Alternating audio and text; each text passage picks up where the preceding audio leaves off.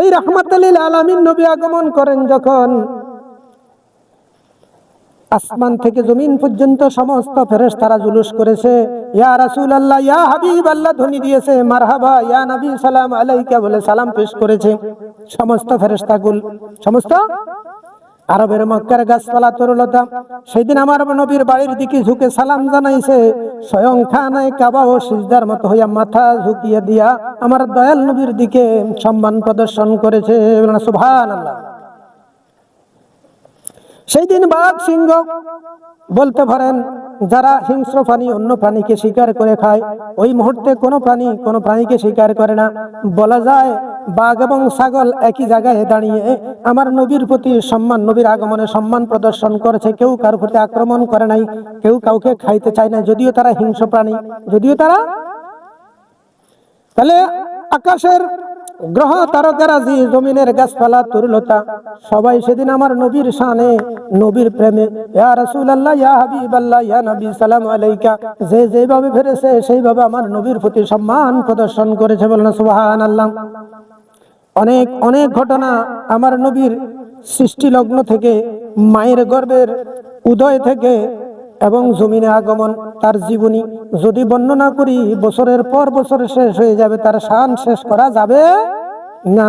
কারণ আমার নবীর শান বর্ধিত করেছেন স্বয়ং রব্বুল আলামিন। ওয়া রাফা'না লাকা যিকরাক, ওয়া রাফা'না, আল্লাহ হাবিব আমি আপনার শান কি করে বুলন্দ করব, বর্ধিত করব। তো আল্লাহ যেমন মহান, কত অসীম তার যে সম্মান, নবীর সম্মান প্রদর্শন করা, বুলন্দ করা, বর্ধিত করা, কত সীমা রাখা আমার সাধারণ মানুষের পক্ষে দেওয়া সম্ভব।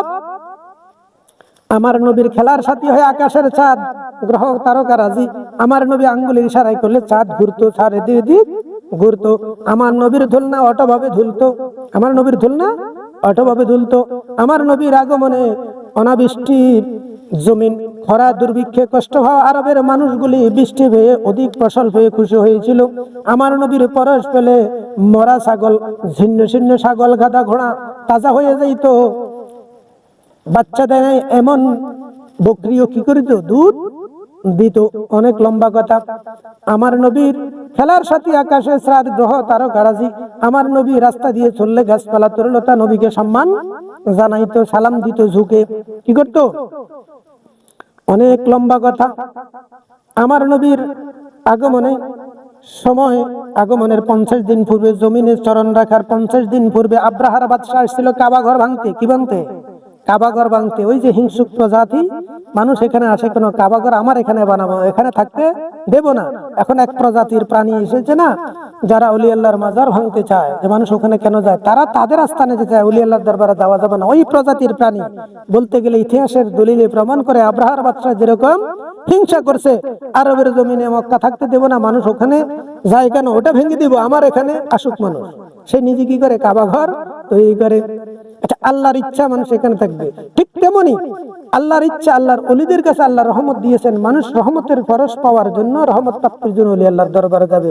হিংসুকের হিংসায় তা বন্ধ করা যাবে। অনেক লম্বা কথা।